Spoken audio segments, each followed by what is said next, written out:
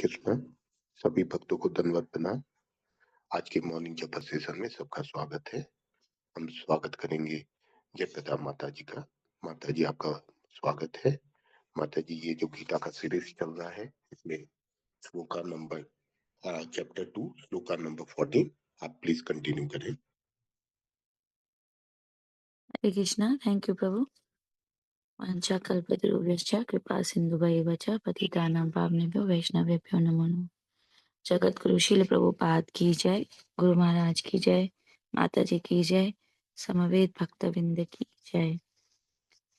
श्लोका 2.14 मात्र स्पर्शास्तु कौन्तेय शीतोष्ण सुख दुःखदा आगम पायिनो नित्यास्तां तितिक्षस्व भारत। अनुवाद श्रील प्रभुपाद द्वारा। श्रील प्रभुपाद की जय। हे कुंती पुत्र, सुख तथा दुख का क्षणिक उदय तथा कालक्रम में उनका अंतर्ध्यान होना अगर सर्दी तथा गर्मी की ऋतुओं के आने जाने के समान है। हे भरतवंशी, वे इंद्रिय बोध से उत्पन्न होते हैं और मनुष्य को चाहिए कि अविचल भाव से उनको सहन करना सीखे। तो यहाँ पर भगवान क्या कह रहे हैं? भगवान यहाँ सहने की बात कर रहे हैं, क्योंकि पिछले श्लोक में क्या कह रहे थे भगवान? देहिनोऽस्मिन् यथा देहे कौमारम यौवनम जरा तथा देहांतर प्राप्ति धीरस्तत्र न मुह्यति। तो वहां पे भगवान ने क्या कहा था? भगवान ने कहा था कि ये शरीर जिसमें हम इसी शरीर में हम पहले बच्चे रहते हैं, फिर हम जवानी आती है, फिर बुढ़ापा आता है।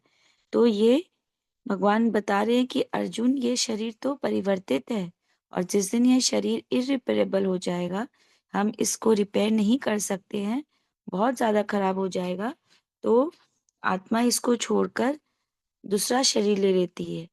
जैसे कि कल स्वाति माता जी ने बहुत अच्छा एग्जाम्पल दिया था एक फोटो फ्रेम का, कि अगर हम अपने फोटो फ्रेम को देखते हैं तो उसमें जब हम देखेंगे हमारी बचपन की फोटो, तो हम उसको देख के यही कहते हैं कि ये मेरी फोटो है, जबकि वो फोटो में, बचपन की फोटो में और हमारी जवानी की फोटो में बहुत डिफरेंस होता है, पर स्टिल हम वही होते हैं। तो भगवान कहते हैं कि तो इसमें प्रॉब्लम क्या है? दूसरा शरीर मिल जाएगा, जब वो शरीर इरिपेयरेबल हो जाएगा तो आत्मा खराब हो जाएगी और वो छोड़ के चली जाएगी, दूसरा शरीर ले लेता है। तो अर्जुन, उसमें प्रॉब्लम क्या है? तो मान लीजिए अर्जुन बोलता है कि नहीं नहीं नहीं भगवान, मैं तो भीष्म और द्रोण के शरीर से आसक्त हूँ। मैं उनके शरीर को प्रेम करता हूँ, आत्मा को तो नहीं देखा। अब इस शरीर को मैं कैसे मारूं?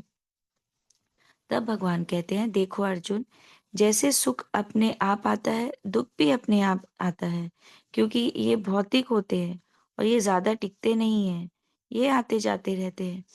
जैसे कि एग्जाम्पल देते हैं इसमें कि शीतोष्ण, जैसे सर्दी और गर्मी। सर्दी का मौसम आता है, फिर गर्मी, फिर सर्दी, फिर गर्मी। ऐसे ही ये क्या होता है, ऋतुओं का चक्कर चलता रहता है। ऐसे ही सुख या दुख भौतिक संसार में ये चक्कर ऐसे ही चलते रहते हैं। जब त्वचा को ठंड लगती है तो हमें कष्ट होता है।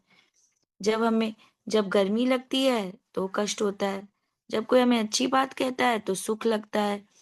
जब कोई डांट देता है तो दुख लगता है।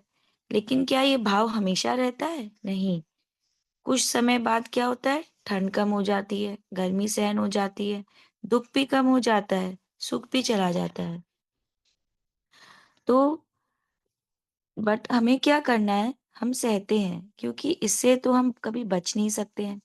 अलग अलग जगहों में हम देखते हैं ना कि अलग अलग जगह में अलग अलग वेदर होते हैं। जैसे साउथ में अलग मौसम होता है, नॉर्थ में अलग मौसम होता है। जैसे कि इस बार कोलकाता में बहुत ठंड पड़ी।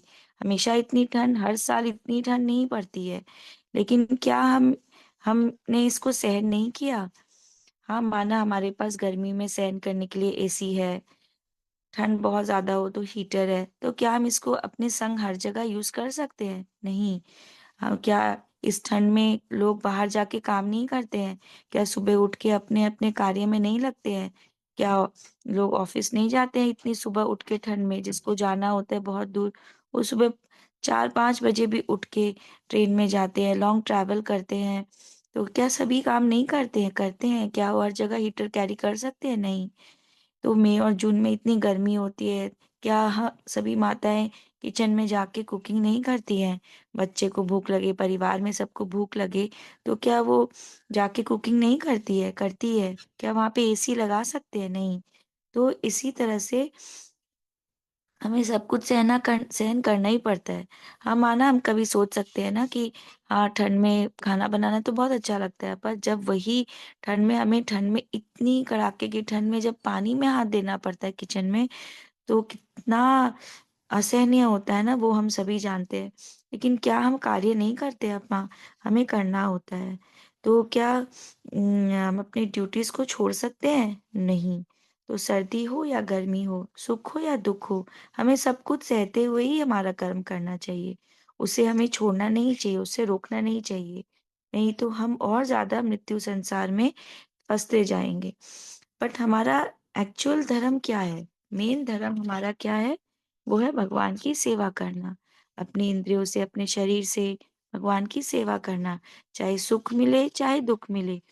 हालांकि भगवान की सेवा करने में हमें आनंद ही आता है, किंतु क्या होता है ना कि हम देखते हैं कि स्टार्टिंग के स्टेजेस में ना सब बहुत सारे बहाने बनाते हैं, जैसे कि ताकि हम भक्ति ना कर सके।